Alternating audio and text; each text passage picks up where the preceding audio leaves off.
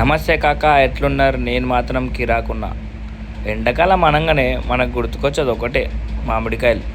So పొద్దున నేను లేవగానే పక్క బిల్డింగ్ పైన చూసిన మామిడికాయల చెట్టు కనిపించింది. మనం చూడంగా నవ్వుకుంటామా?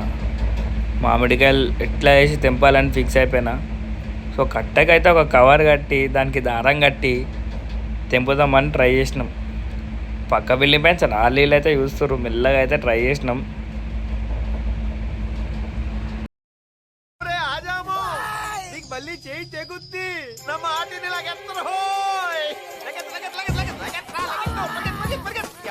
పని పాట లేదురా మీకు, పని పాట ఎదవల్లారా. ఏ